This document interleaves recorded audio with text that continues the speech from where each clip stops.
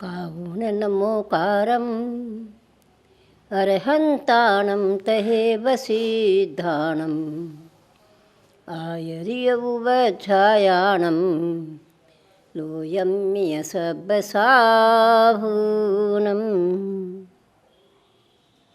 देवादिदेव श्री चंद्र प्रभु भगवान की, ऋषि पार्श्वनाथ भगवान की, पूज्य आचार्य चार चक्रवर्ती श्री शांति सागर जी महाराज की, पूज्य आचार्य रत्न 108 से अजित सागर जी महाराज की, गुरुवर आचार्य कल्प 108 से श्रीमती सागर जी महाराज की, पूरे जैन धर्म की जय।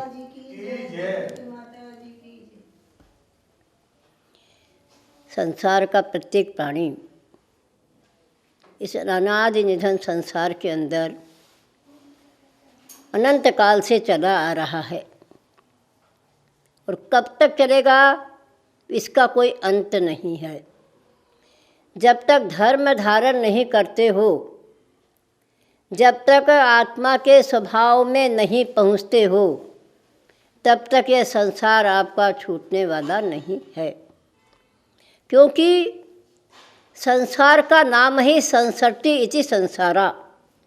जो संसरण करे, जो भ्रमण करे, जो चारों गतियों में घूमता रहे, 84 लाख योनियों में भ्रमण करता रहे, उसी का नाम संसार है। अब आप सोचिए, प्रत्येक प्राणी मोक्ष में जाने की आशा नहीं करता, परंतु स्वर्ग में जाने की आशा बनाए रखता है कि मुझे स्वर्ग जाना है।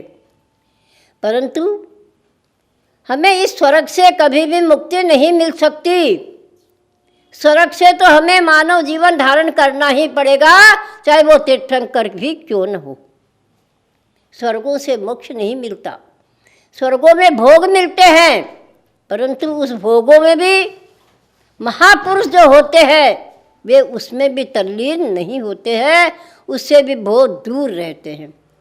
आप सोचिए, जब भोगों से भी दूर, स्वर्गों में रह कर के भी भोगों से भी दूर रहते हैं, ऐसे हमारे तीर्थंकर जैसे महापुरुष सर्वार्थ सिद्धि जैसी स्थानों में रह कर के भी वे इस संसार के अंदर पुनः मानव जीवन को धारण करना ही पड़ता है। इसलिए ये मानव जीवन कैसा है? एक रत्न नगरी है। क्या चीज़ है? मानव जीवन एक रत्नों की नगरी है। उस रत्नों की नगरी में आने के बाद आज मानव देश से विदेश क्यों जाता है? वो सोचता है मुझे पैसा कमाना है, बस पैसे पैसे पैसे के विचारे करते रहते हैं। लेकिन हमारे आचार्य कहते हैं बचपन में पैसा नहीं होता, लेकिन ताकत बहुत होती है। बचपन में पैसा नहीं होता, लेकिन ताकत होती है। और जब 55 आ जाता है और पैसा मिलता है तो ताकत खत्म हो जाती है। पैसा ही सब कुछ नहीं है। पैसे से कोई धर्म नहीं खरीदा जाता। पैसे से भोजन खरीद सकते हो, लेकिन भूख नहीं। भूख तो स्वयं लगती है, तभी भोजन किया जाता है। पैसे से कपड़े खरीद सकते हो, लेकिन ठंडी गर्मी नहीं, वो स्वयं से अपने आप आती है। पैसे से बिस्तर खरीद करके आप लगा करके बैठ जाते हो, लेकिन नींद पैसे से नहीं मिलती, उसे तो लेना ही पड़ता है। ये स्वभाव है। जब तक स्वभाव में नहीं पहुँचोगे तब तक कहीं भी आपको चैन मिलने वाला नहीं है। इसलिए हमारे आचार्य कहते हैं ये संसार 2 पाटों के बीच में बना हुआ है। संसार क्या है? 2 पाटों के बीच में बना हुआ है। उसमें न तो पत्थर बसता है और न राई बसती है, दोनों ही पिसते हैं। राई भी डालो तो भी पिसता है और कंकर भी डालो तो भी पिसता है। इसलिए कहा है चाहे रत्न हो, हीरे हो, पन्ने हो, कुछ भी हो, इस चक्की के बीच में सबको पिसना होगा।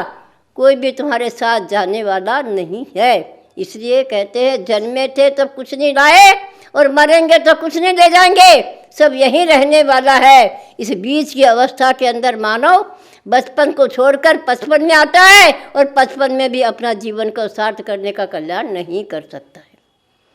इसी प्रकार हम अपने जीवन के अंदर हर चीज़ बदलती रहती है। क्या चीज़? जीवन में हर चीज़ बदलती है और हम नई लाते हैं। एक पुरानी हो जाती है, नई खरीदने का उसका व्यापार बनता रहता है। लेकिन कभी आप ये न सोचें कि चीज़ नई आने से हमें आनंद आगा, लेकिन अगर दोस्त हमारे हैं तो पुराने ही काम आते हैं, वे नए काम नहीं आते। आपके दोस्त पुराने ही रखो, वही तुम्हारे साथी बनेंगे। आज के नए दोस्त 2 मिनट के लिए आते हैं, 2 दिन के लिए आते हैं, 2 वर्ष के लिए आते हैं, लेकिन इसके पश्चात वो छोड़ करके चले जाते हैं। इसलिए कभी भी हमें अपने जीवन में इस प्रकार का विचार न करें। हमारा मन कैसा रखें? सागर के समान। कहते हैं ना, बड़ी सोच जीवन में आपका बड़ा काम कराती है और छोटी सोच आपको नीचे ले जाती है। जितने बड़ी सोच होगी उतना ही आपका व्यवहार बढ़ेगा, उतना ही आपका व्यापार बढ़ेगा, उतना ही आपका परिवार बढ़ेगा। आप सोचिए, क्योंकि कहते हैं मन सोच सागर के समान रखो, नदियाँ स्वयं आ जाती है, नदियों को बुलाना नहीं पड़ता। सागर में नदियाँ स्वयं आकर के मिलती है, उसको बुलानी नहीं पड़ती। इसलिए मन कैसा रखो? बड़ा।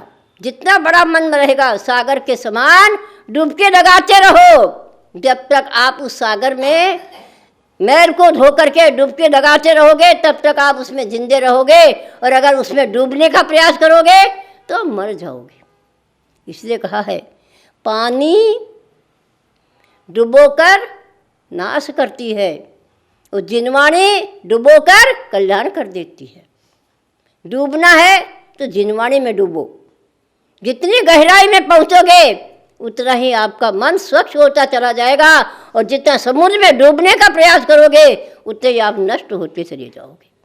इसलिए डूबने का नहीं, तैरने का प्रयास करो। मन सागर के समान रखो तो नदियाँ स्वयं आकर के उसमें समा जाती है।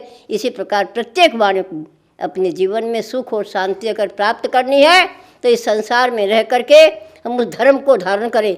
धर्म के बिना किसी का भी कल्याण होता नहीं है, और धर्म कोई चिड़िया का नाम नहीं है, धर्म कोई वस्तु का नाम नहीं है। धर्म आत्मा का स्वभाव होता है। रत्नत्रय धर्म होता है, सम्यक दर्शन, सम्यक ज्ञान, सम्यक चैत धर्म है। बस उसी से इस जीव का कल्याण होगा। सभी को मेरा बहुत बहुत मंगल मंगल आशीर्वाद। बोले चंदा प्रभु भगवान की।